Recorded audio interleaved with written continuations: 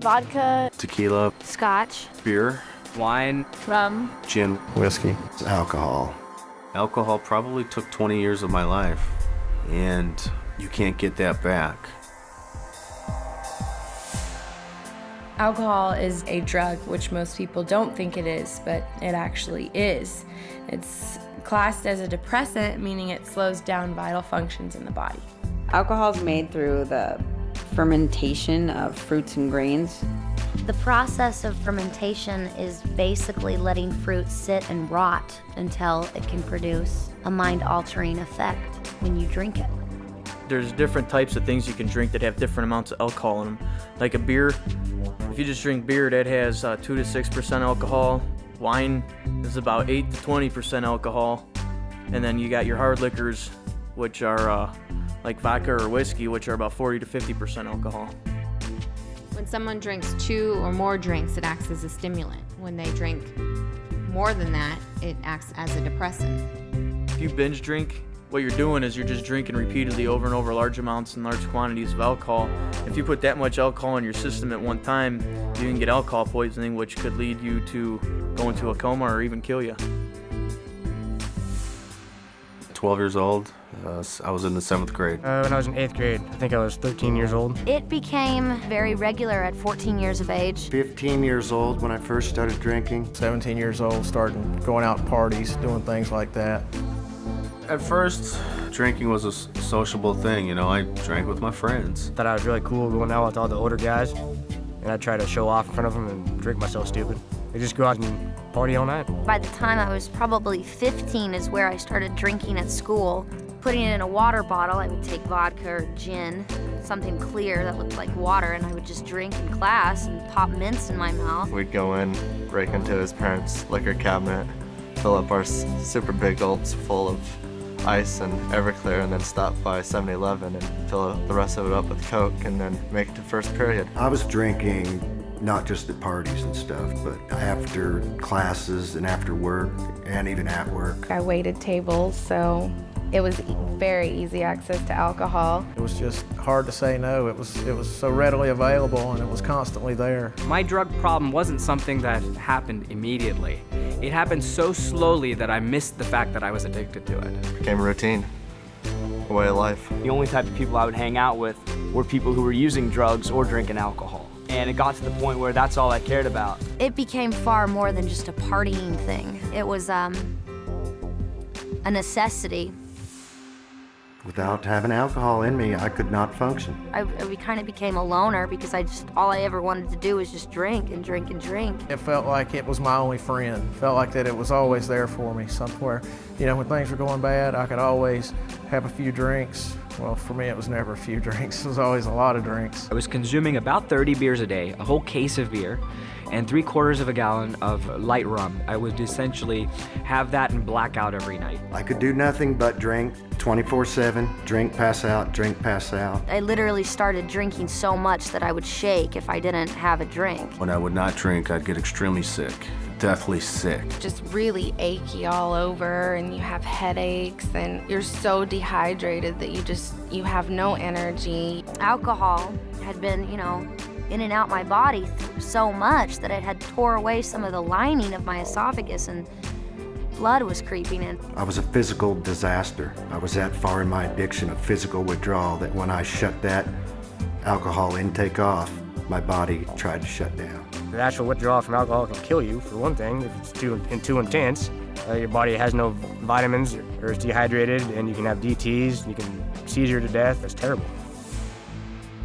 I got a phone call, that my father was in the hospital and that he was really, really sick, and that he wasn't going to make it. So the next day I got on a plane to go home, and my only way to confront this was to drink alcohol.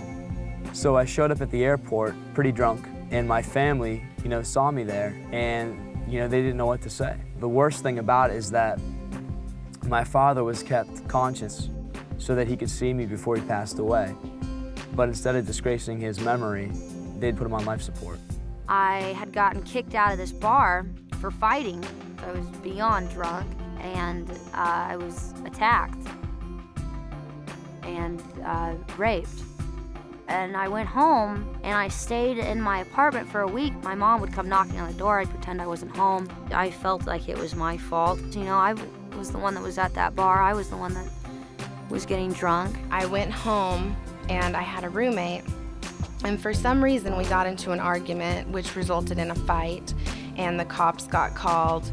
I blacked out for part of it, so I couldn't figure out why I was waking up in jail. I drank some beer there at the bar inside the airport. I just ordered another beer and put my backpack on and started walking through the terminal smoking a cigarette. I didn't care what I was supposed to be doing, and I ended up getting a fight with the police there at the airport, and I woke up in jail. I had staples in my head. In the military, I woke up and I actually had to crawl on my hands and knees off the flight deck of the carrier because I couldn't walk, and then I got discharged from that and lost a girlfriend and a kid and my whole life. I drank to blackout one night.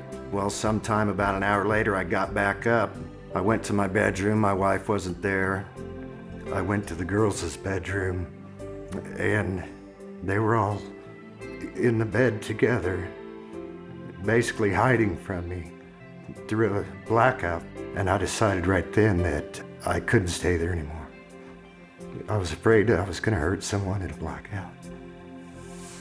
You know, I haven't had a drink in 3 years, yet I'm reminded daily of my alcohol abuse because of the long-term effects. I have horrible short-term memory, and it makes everyday life very difficult for me.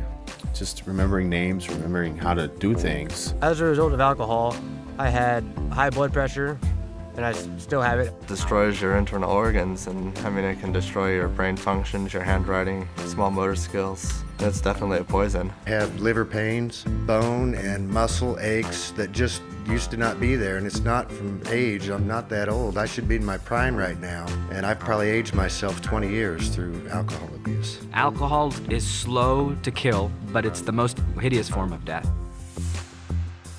If I had known how sneaky and dangerous and insidious alcohol is, if somebody had kind of told me, and if I had known that it's not this symbol for a good time, I think that would have made a difference. It's not like some of the other drugs that instantly after your first time you're hooked and you're addicted to it. A lot of times, you know, most of my friends didn't even like the taste of beer when they first started drinking. It started out as something that was fun, something we did on weekends. How it progressed to an everyday, all-day thing is beyond me.